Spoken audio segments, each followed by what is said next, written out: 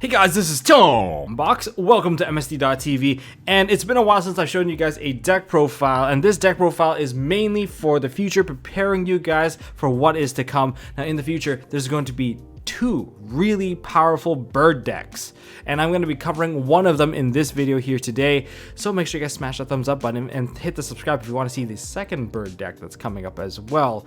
Now this bird deck isn't going to be available until October, and no, it is not Tri-Brigade Bird Up. If you want to play Tri-Brigade, play pure Tri-Brigade. If you want to play Bird Up, try pure Lyrilusc, and that's what we're going to be talking about here today. This deck, no cap, is insanely good, completely underrated and under the radar for most people. You can surprise people with random OTKs because if you like solving puzzles and finding game with a full utility toolbox of the extra deck, this deck might be for you. And with the new birds and Synchro Storm, I'm going to break all the new cards down for you guys, new spells, new win cons, and new ways to not get caught off guard by this particular deck, because if you do certain things that you do right now, you will get punished and potentially even get OTK'd. So this is kind of for both people that are going to be playing it and people that are going to be playing against it. So let's start off right now. Now this video is made with proxies, so that if you guys want to try out these proxies yourself, you guys can go to my Discord channel, go to the download section, and just get them yourself and get them printed and try them out. And if you do like them, why don't you try to acquire them in Synchro Storm in October? So let's break some of these cards down. Okay, we're going to begin with a familiar face first. With monsters, we have Triple Turquoise Warbler.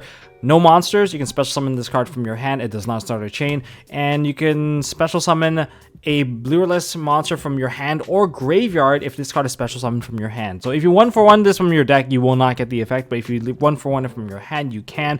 And yeah, so basically this is one of your better starters and one of the better recovery cards once your board gets completely blown up. Yeah, and there's another way to actually play this card, which is with a bird call, because bird call will, you can add a bird to your hand, like say you can add a Cobalt Sparrow while you're holding the Turquoise Warbler and special summon it onto the field using the effect of bird call, giving you an additional way to special summon this card from your hand and proccing its effect, which is why Warbler is like insanely good.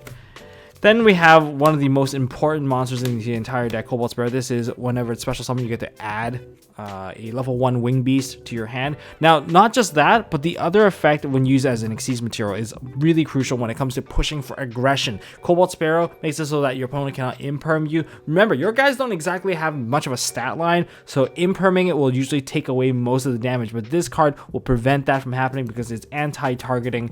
Whenever you use this as an Xyz material, that monster gains the inability to be targetable. Yeah, that's how you can put it. And even if you detach the material, it doesn't matter, because as long as you use it to make it, it gains it. Then we have Sapphire Swallow. This is the tether. You just summon an additional one from your hand if you have another bird on the field. Okay, now we're into the new birds. We have Triple Barrel Canary. This is considered as like your monster reborn monster. You target one in the graveyard, you special summon this card and the other one that you targeted, and that monster's effect is not negated. However, it comes at a condition where you are locked under Xyz summoning only for summons out of the extra deck. But that's fine. My entire extra deck is mainly made of Xyz anyway, so that's fine.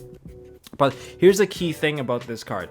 Remember that it also gains 200 attack, and you can't change possession of the card as long as you use this card as a material. That 200 might seem insignificant, but it is enough to actually push for game. It actually pushes it over a lethal threshold, which is what I find very important. I'll talk about these lethal thresholds and different ways to OTK your opponent. And if you use this card, you can also proc off your Cobalt Sparrow and also Celeste Wagtail, which is the second and the other new bird card that's coming out in Synchro Storm.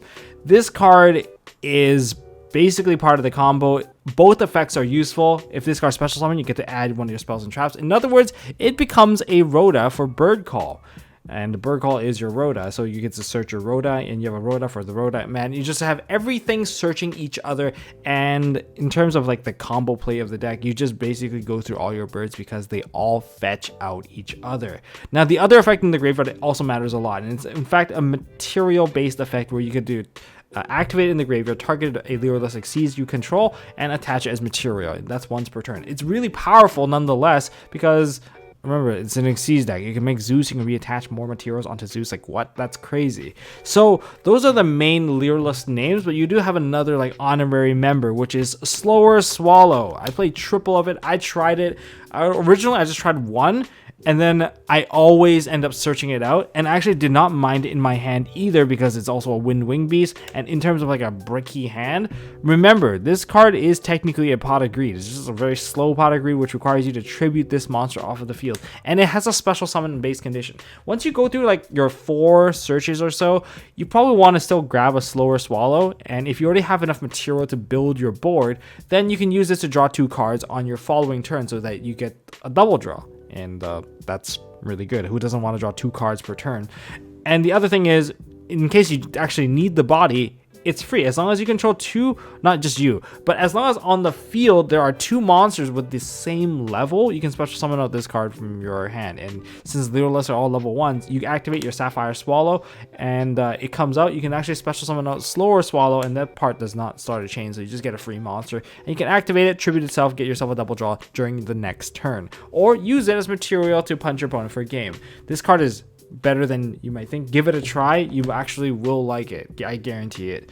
Next, we have a couple of hand traps. I think we don't really need to talk about this too much. We have triple Effect Veiler, and we have 1 DD Crow, because DD Crow being a wing beast hand trap, that's why DD Crow is here. On to the spells, we have triple Lyrilusc Bird Call. This is a new card, and you know what? I'm going to toss in the Bird Sanctuary as well to kind of explain them all together. So for Bird Call, this is your Rhoda/Foolish. You get to either add to your hand or send to the grave a Lyrilusc monster from your deck. And on top of that, there's a kicker effect on top of this, which is you can special summon out a Lyrilusc monster from your hand with a different name from the one that was sent or added, which is huge because that lets your Turquoise Warbler go off again, even though you have a complete board already built up. That's really, really important because it gives you way more flexibility than normal. And then there's also Bird Sanctuary. If you control an Xyz monster with 3 materials, then you get to draw a card, or you get to just stack a bunch of materials under one monster, and well, by that time you should be able to get that card draw as well. But that's up to you. You can play a slow grind game, or you can go for a massive OTK. If you're gonna go for the grind game, hold on to the Bird Call. You want to make sure you guarantee yourself getting like a Barrel Canary back to your hand at the end of basically every turn. That's most ideal. If you're gonna go for the kill, Bird Sanctuary is the way to go, because you get to attach all the materials of one monster onto the other, including the monster itself, which makes it so that if you're using Independent Nightengale, you can hit really, really hard.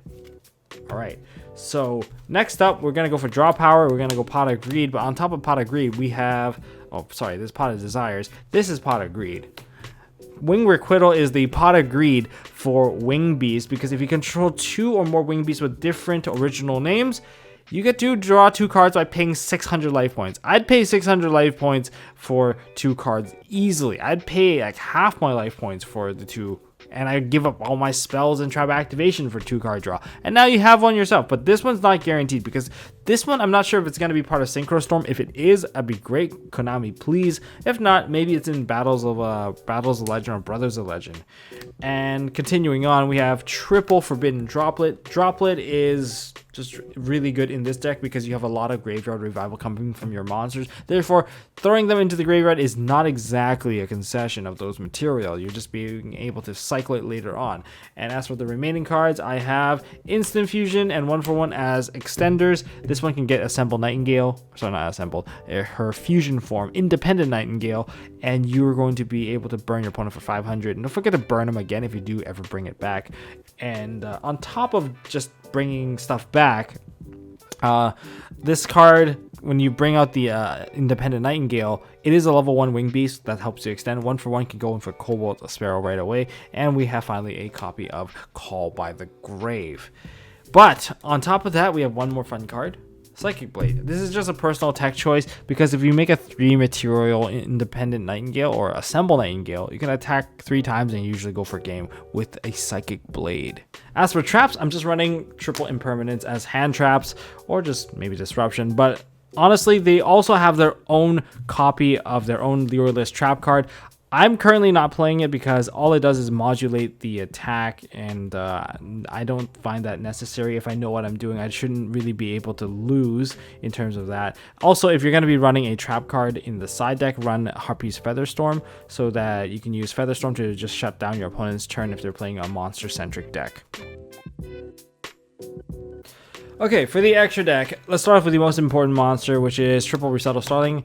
It boosts the attack whenever it's XC summoned. It also it's a non-hard once per turn, as in once per turn per copy, to add a level 1 or lower winged beast monster to your hand. This card is really, really good in that sense. And the other thing is, both players take the battle damage involved with this card, which means you can use this as one of your spiky shields to smash your opponent. And speaking of spiky shields to smash your opponent, how do you not take damage from it or lose your monster? Use Assemble Nightingales. Assemble Nightingales quick effect, detach your monsters that are Lyrilusc named, cannot be destroyed by battle or card effect, and that goes for all of them, and you can't take battle damage. That is also really crazy. These are your main aggressors. This guy can attack directly times the number of materials under it, and every material gives it 200 attack. And there is a specific way that you can use it to push for like basically over 8,000 damage simply just with this one monster. But yeah, that kind of makes up for most of this. Try to get this one made with a Cobalt Sparrow so it cannot be negated by like an imperm. Now, for the new cards, we have Ensemble Robin and Prom Trush. This one is kind of like your Heat Leo. It spins away a card back into the deck by detaching a material, whereas Ensemble Robin, I like this card. Personally, I really like this card because this is kind of a recovery card and a bit more defensive. If you get nibbed while this card is on the field, you get to add back one of your Lyrilusc monster back into your hand. That's pretty good, and on the field it has some strong presence. Now both of these monsters, they gain 500 attack per material, but one thing to note is that this one, during your opponent's turn, you can detach your material whenever they special summon and bounce that card back to their hand. It really stuns them out. It's pretty brutal, and the more material you have, the better, because this card is not once per turn. Yeah, that was a thing, not once per turn. All right, that sounds good. And as for our other monsters, we have Double Zeus, although you can actually cut back to 1. You can even play an access code package in here if you really need to, if you have the money for it. And of course, being an Xyz based deck, you want to use Utopic Future and Utopic Draco Future. Fusion wise, we have 1 Independent Nightingale, 1 Almirage, and 1 Nightmare Phoenix. Phoenix is just kind of nice to have, but like the Independent Nightingale, remember this card is unaffected by all card effects, which makes it one of the most deadly monsters and involved with like a lot of previous OTKs. Now for this particular card, I think I want to mention is that because you can instant fusion, it is also a level 1 wing beast, which really helps out with the deck. If you guys want to flex with some really sick merch, you can check out MSTmerch.com, and you guys can pick up some new sleeves, new mats, new box dividers to sort your collection, and keep an eye out on the store because a new drop is coming soon, and you definitely don't want to miss out because I'm expecting this new item to sell out really, really quickly, just like the box dividers. So keep an eye on it, MSTmerch.com. Okay, I'm going to show you guys the basic combo of the deck. Essentially, that leads to any of the plays that can either be defensive or offensive. It's more or less the same. A bunch of rank 1s onto the field.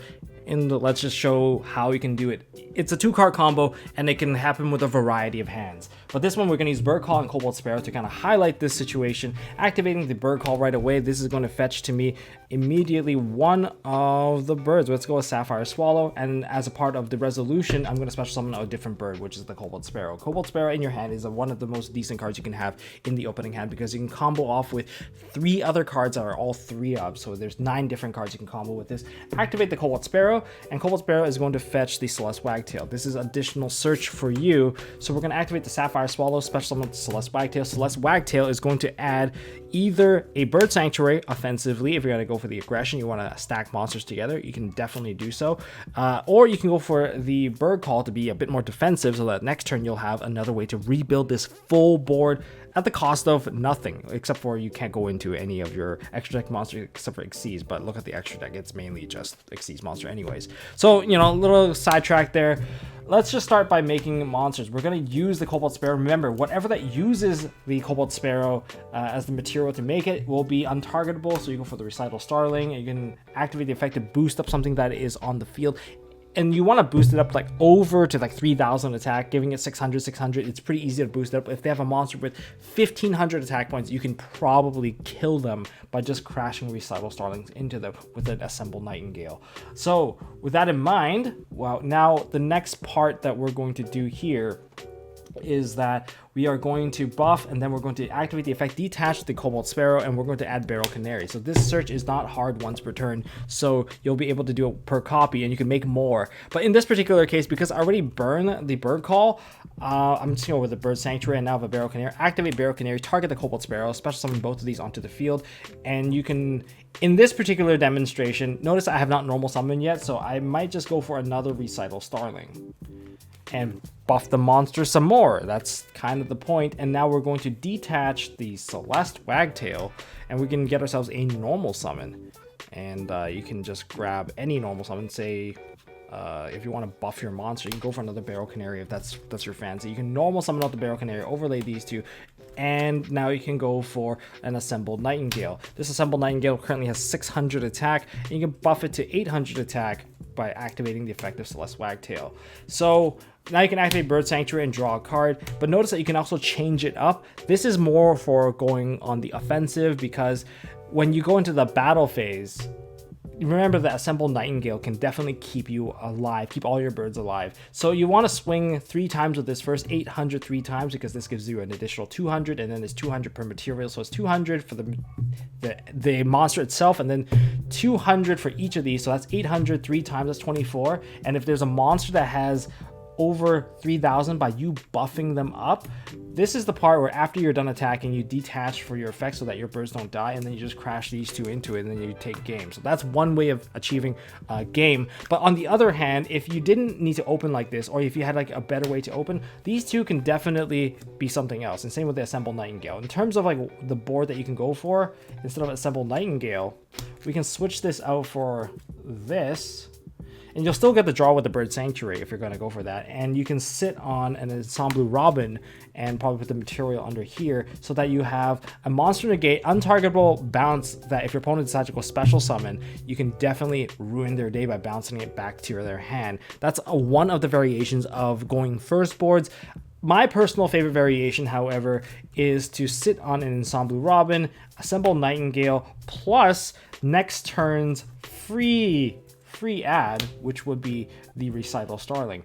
This is the card that you should make second, only because if you do get hit by a Nibiru at this point, you'll get to add a card back. And with this particular part in the hand, you needed to do a normal summon anyway, or you had the Bird Call coming in the middle part of the combo just so that you got an additional free summon.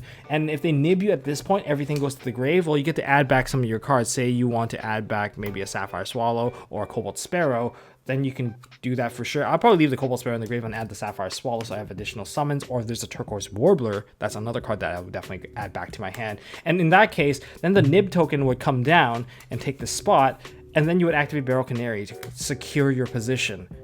That's why it is like essential to make sure you know which bird you're activating, and that's where it comes in. Now onto the replays. These replays are there to highlight various strengths about this deck and things that you can do to your opponent, whether it be an OTK or significant play. We're going to start off with this one. This is a very quick one. I labeled it as the OTK. This is the one card just punch your opponents into the face. If you're into, you know, Star Platinum, this is the one for you. This is the OTK that you want to go for. It feels like a little bit like Grand Maju, but this is definitely not One Punch Man. So my opponent goes for the Search with the Pot, and then he sets a DDG. DDG practically does nothing against this deck because most of your cards going into the graveyard are by detaching as material, and that does not count as a monster, so they will not actually get tossed into the banish pile. So we're going to start with the Recital Starling summon. We did a quick early normal summon just so that we can get the Sapphire Swallow out, and now we are seeing the massive summons that we're actually pushing out onto the board. Slower Swallow got the free summon onto the field as well. We're going to activate Bird Sanctuary, get ourselves the draw, and attach everything on there. And notice that the attack points here, let me just pause for a second. It's for 14. Why is it 14 with 6 material? It's because the Barrel Canary offers you additional 200 if you use as material. This card cannot be targeted, so this is going to be one heck of a punch for sure. So continuing on, this is like getting hit by, I guess, 3 monsters with 2,800. So yeah, this is the OTK, one of the OTKs you can perform with this deck. This next game is going to be versus branded Shaddolls. And the Shadow player is going to be going first, and this is during the draw phase. Goes with the branded opening, gets a summon, gets a search, again gets the free Wendy summon for the Shadow Beast, and gets a search with the Aluber. Now he can play his Despia Theater. Despia Theater is now going to perform fusion summon, getting the construct out, basically building up his board. My hand is actually pretty cracked though. I do have the Harpy's Feather Duster, so everything he's going to be putting on board is going to get crushed. So opening turn, there's no brainer. Go for the Harpy's Feather Duster just to clear out the board. He is going to put out a Winda onto the field and get a free draw with the Shadow Beast. And, well, he's making the best out of a bad situation, but that Winda is still a floodgate nonetheless, and I need to perform Massive Summon. Luckily, I do have Forbidden Droplet, which is why I gave up on the Droplet just to turn this off, and I'm going to see if I can proceed to actually OTK my opponent through this. And luckily, my opponent decided to deliver me a free card, which is a Construct. So I'm getting a free present here. I'm just going to boost up his Construct. His Construct is actually really strong, and this is the part of the 3 summon rule. If you go into 3 Exceed summons, you basically get to win the game. Recital Starling, keep buffing that Construct. I mean, there is no reason why I would not do it. I'm going to add a card into my hand, and I'm going to activate Bird Call. Bird Call is going to give me another Barrel Canary. I'm going to normal summon the Sapphire Swallow, and I'm going to attach another material on there, and I don't even need this card, but I'm just going to punch him in the face just for good measure. And we're going to detach. I'm going to punch his Construct. Construct will try to pop me, but it can't. We're going to go into damage step anyway, and all the damage is going back to my opponent. And that's how you kill your opponent. You're just trying to find game in the weirdest way. So leaving a monster on the field, maybe not the best idea, especially if it has more than 1500 attack or defense, and depending on the position you leave it in. This next game is going to be between a mirror match of Lyrilusc with a bunch of funky techs, such as the one-card DD Kepler. One-card DD Kepler can start off the entire engine. However, he's also playing like Jester Comfy because that gives you a free level 1 summon, which is alright, but if you're locked under people's floodgates, then that's not exactly a card that you want to see. I've been locked under multiple times before, so anyways, let's begin this one. I open with not that great. I have a Turquoise Warbler and I have a Barrel Canary. None of these cards fetch me any searches, so even if I add a card to my hand right now, it's not really going to do anything. So I buff my attack and I'm going to go for Barrel Canary, and I'm going to set up with 2 monsters. So this is like the weak hand start that you can start with. It's not too bad. I mean, you can still technically end on the Utopic Future, but he's going to start off with a much better way to start. He has a Celeste Wagtail, getting himself a search because he already had the Bird Call, so he has nothing really to worry about. I decided to match up his numbers so that we can I'm going to let him actually crash into me for good reason. Because if he actually crashes into me, Ensemble Robin still lets me bounce out whatever he special summons, so I don't really care. So now I'm going to bounce it, and I'll kill the Mystic Mind. So he shouldn't have actually pushed in forward. But I have 2 copies of Triple Tactics Talent. My opponent doesn't exactly have any hand trap, so I can't really hit into him. So I'm just going to go into a Zeus and pass turn. You don't need to send anything. There's no real threat at the moment, and I'd rather capitalize a couple extra resources if he does commit to go in. So making sure that, okay, you got the Bird Call, and he's going to go for a swing. I can't let him go into his own Zeus because at this point I will never make a comeback with just a 1-for-1. Like, I'm just drawing dead non-stop. You can go for Turquoise Warbler, using it as for revival, make an Assemble Nightingale, and attach an additional material and pass turn. I can't attack him, so in the main phase I switch to attack position. He decides to activate his effect during the main phase, which was a mistake. He could have waited, and I used Triple Tactics Talents, and guess what I drew? Let's just hold on a second. Just look at these awful draws. Harpy's Featherstorm, I don't have a Winged Beast. I don't have a monster. I just needed a single monster to get the draw. But when I played my Desires, I banished pretty evenly, not too bad. Unfortunately, I drew a Desires, so I have Desires, and Desires, and I basically have 2 copies of Featherstorm and no monster to be seen. I needed a monster to kind of finish this bad boy off, but unfortunately that was not the case. Those are some terrible draws, and I'm talking, I drew 4 cards to actually get into more bad draws. What's the next card in the deck? Another Featherstorm. It was not going to happen. Christmas is not coming early. Seems like I'm on the naughty list there, and he's got to play Instant Fusion, burn me for 500. Nothing I can do about that because that card's unaffected by everything. Normal summon the Lamia, boost the attack of his bird. So this is the other way that you can game someone, which is constantly boosting up your Assemble Nightingale if the Assemble Nightingale was left on the field, because this thing can do a ton of damage. So he's going to continue with the not Celeste, but the Barrel Canary, and revive the Independent Nightengale again because the effect is not negated, and it's old school once per turn. It's going to inflict more damage onto me, so even that Instant Fusion, even though it paid 1000, so even if you're going to play into time, you can still definitely use the Instant Fusion to do some damage. damage. We're going to continue this. He's going to go Celeste Wagtail, attach material, and he's going to go ahead and buff his monster some more, giving another 600, hitting me basically directly 3 times for 6,000, and then he's going to hit me directly with the Recital Starling, dealing damage to me and himself, but then I don't have enough life points to play, so I'm basically dead. Yeah, that was just a little bit unfortunate, but yeah, Lyrilusc is actually really good against Lyrilusc. Fun fact. So this one is going to be a much of a longer of a match. This one has Nibiru. Sky Striker is actually going to be going second. This one is going to be a brick hand because looking at my hand, I have a Cobalt Sparrow and a Sapphire Swallow with no bird normal summon to actually kick this whole combo. That's why this card is a kind of a side out one, if you know what I'm saying. Now let's move forward with this game now. Starting with the pass turn on my side, I don't want to reveal too much, especially with the Twin Twister in my hand. I need to hold on to this. My opponent is playing Mystic Mine. Like, now you guys want him to lose. So there's Nibiru, Mystic Mine, and he's basically got everything. He even has his...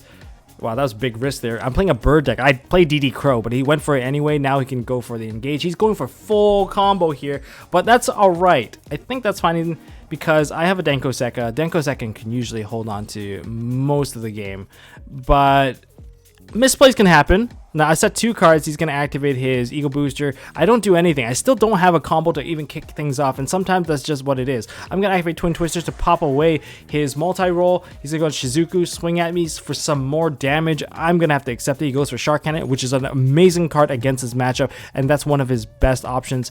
He's going to get another search, goes for the Hercules base. I'm going to normal summon the Denko Sekka, thinking that I am safe, but I am actually not safe because if you think about it, I have a set card. Denko Sekka is not live, so he's going to go ahead and use Widow Anchor. But luckily, thanks to Forbidden Droplet, I can activate it. But he is still going to...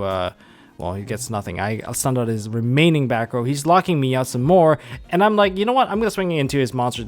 Slight misplay on my part. Definitely could have played a little bit better if I just activated ahead of time. What am I thinking? And, of course, the Shizuku now has enough spell cards in the graveyard to actually whack over the Denko Sekka. So this Widow Anchor will become live once again once he swings into me, and he gets additional draw card because of the Hercules base, and he's playing the Destiny Hero engine, which gives him the Phoenix Enforcer.